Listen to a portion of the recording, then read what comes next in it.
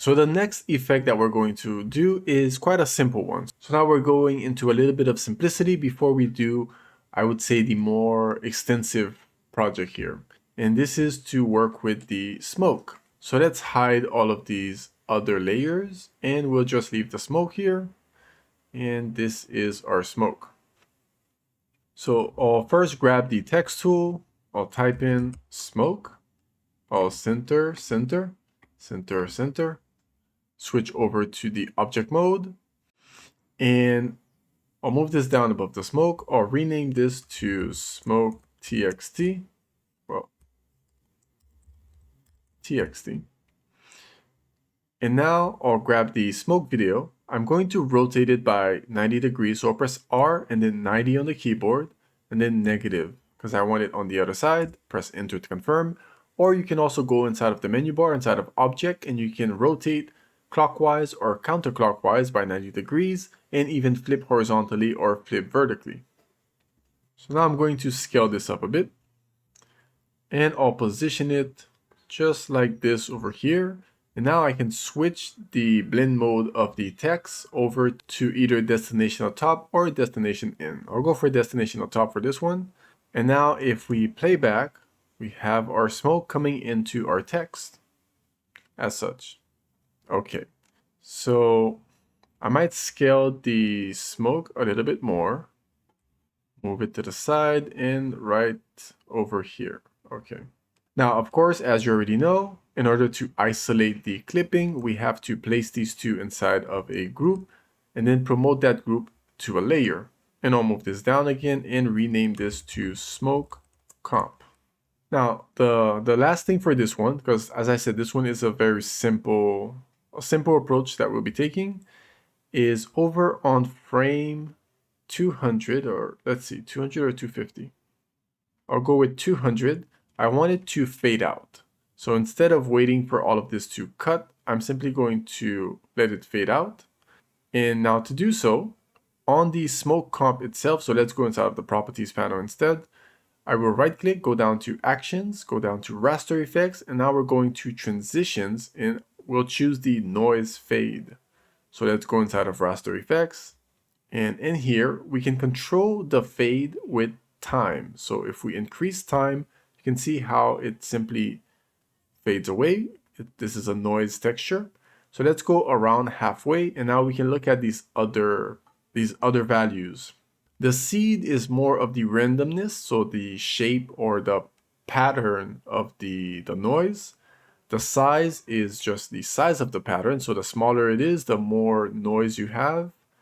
And the bigger it is, the more distributed the noise is, so kind of less noise. And then the sharpness gives us sharper edges, so less feathering, less softness. It becomes very sharp.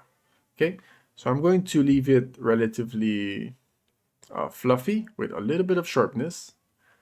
For the size, let's see here, the size, I'll go large enough. And now over on frame 200, I'll add a keyframe and I'll set this all the way up to 1. And then I'll move back to frame 180.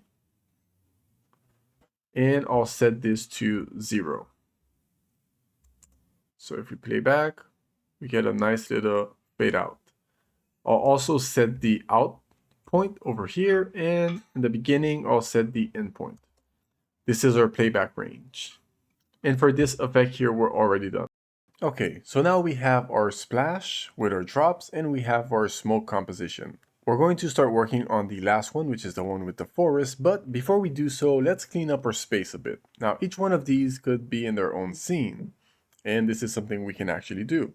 Now, to move them into their own scene, let's go up to Scene, New Scene, and let's call this one Splash. I'll leave it at this duration for now and press OK. Now let's go ahead and split our timeline. So I'm going to split it horizontally. And the second timeline over here, I will send it to Scene 1 where we have our splash. And I will left click, hold, and drag or drop into our new scene. I'll do the same with the splash over here. And then turn these two on. And we now have our splash inside of the splash scene with our drops. As such. Okay. So let's close out of this.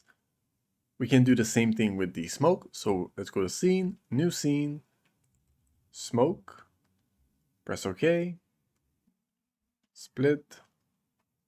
Let's go to our scene 1 and let's just grab our smoke and bring it in. There we have it.